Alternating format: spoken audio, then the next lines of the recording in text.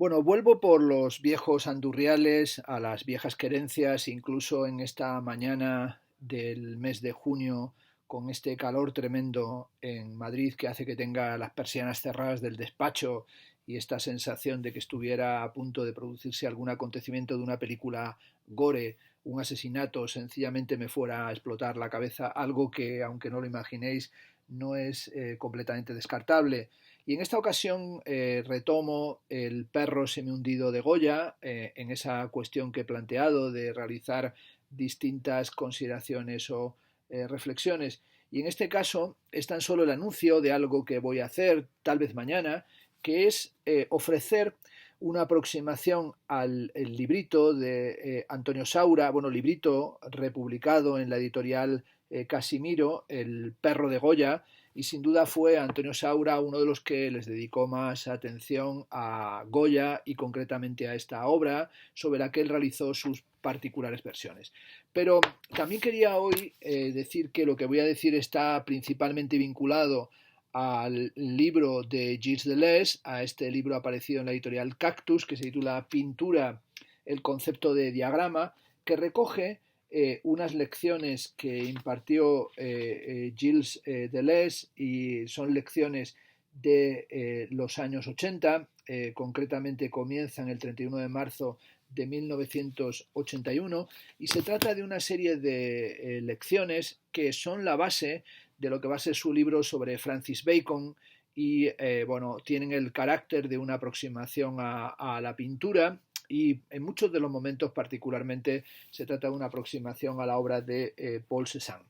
Bueno, voy a hacer como siempre en estos vídeos goyescos una intervención breve y para ello voy a apoyarme sobre algunas frases de las primeras lecciones del 31 de marzo de 1981. Él dice que durante ese año quiere hablar sobre pintura y sobre todo sobre la idea de que la pintura pueda aportar algo a la filosofía. En la página 22 de esta edición, aquí en Cactus, dice Deleuze que la pintura tiene una relación muy particular con la catástrofe. No solamente con cuadros que representan una catástrofe, sino con cuadros que tienen que ver con lo que llama desequilibrios locales. Una composición, señala Deleuze, es siempre un conjunto, una estructura, pero desequilibrante o degradándose. Una catástrofe que afecta al acto mismo de pintar. ¿Puede, se pregunta Deleuze, ser definido el acto de pintar sin referencia a una catástrofe que lo afecta? ¿No enfrenta, no comprende el acto de pintar esa catástrofe en lo más profundo de sí mismo, incluso cuando lo que está representado no es una catástrofe? La catástrofe, es en lo que insiste en esta primera lección, está en el corazón del acto de pintar, una catástrofe infinitamente más profunda que concierne al acto de pintar o que está en la profundidad de la propia dimensión de la pintura. Una catástrofe que tiene que aparecer, que tiene que emerger. Y es algo que lo encuentra en Cézanne y que particularmente va a subrayar en las conversaciones de Cézanne con Joaquín Gasquet. En esas conversaciones con Gasquet, Cézanne dice, entre otras cosas, lo siguiente: quisiera pintar el espacio y el tiempo para que devengan las formas de la sensibilidad de los colores, porque a veces imagino los colores como grandes entidades noumenales, ideas vivas, seres de razón pura. Bueno, sin duda una observación cesaniana que tiene un tono característicamente kantiano, es decir, esta cuestión del noumeno, el noumeno más que el fenómeno, pero también esta idea de formas de la sensibilidad nos recuerda a las formas a priori de la sensibilidad. Esto es la constitución espaciotemporal, pero sobre todo cuando dice que son ideas vivas, seres de razón pura, como si estuviera remitiendo directamente a la crítica de la razón pura kantiana. De hecho, Deleuze lo va a subrayar aquí cuando dice que no está muy seguro de que no hayan hablado Gasquet y Cézanne una noche de Kant, al que están intentando aquí aproximar a la configuración de la pintura, sobre todo con esta cuestión de la aparición de lo nouménico en algo que no sería tan kantiano, sino en realidad que apuntaría más a algo casi, diríamos, schopenhaueriano o incluso romántico.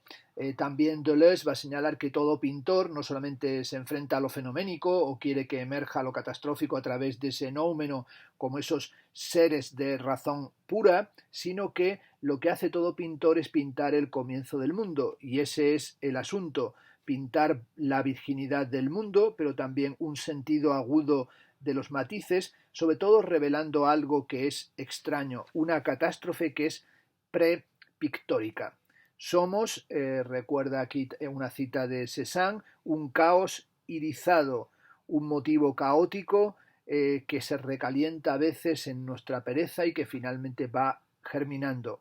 La lección termina señalando que la pintura está siempre afrontando el riesgo y que el peligro de la pintura es que en muchos momentos lo único que puede hacer es fracasar. Y hay una carta de Cézanne en la que dice que todos los planos caen unos sobre otros, es decir, que la pintura se desbarata y que si surge a partir del caos, parece que retornará también al caos. Y la última frase de esta lección de Deleuze es la siguiente: el cuadro está arruinado antes de haberlo comenzado, es la mierda. Y es verdad que en las experiencias del pintor hay cosas así: esto funciona, esto no funciona, estoy bloqueado, no estoy bloqueado.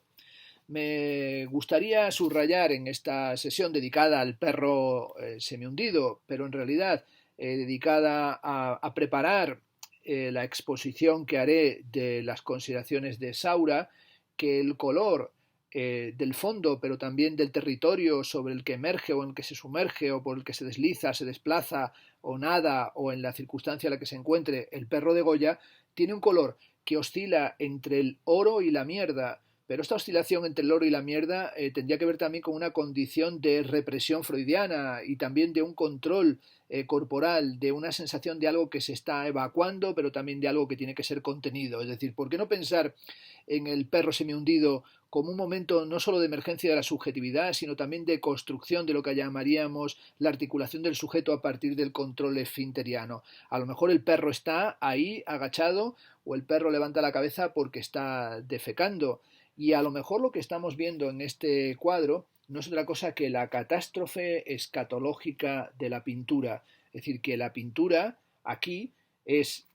una pintura esplendorosa, pero también una pintura escatológica, una pintura de mierda. Decía Lacan en los 4 conceptos fundamentales del psicoanálisis, en la parte que se titula ¿qué es un tableau?, ¿qué es un cuadro?, a raíz de una de las preguntas que le hacen, Lacan dice que el pintor tiene que buscar sus colores donde se encuentran, esto es, en la mierda.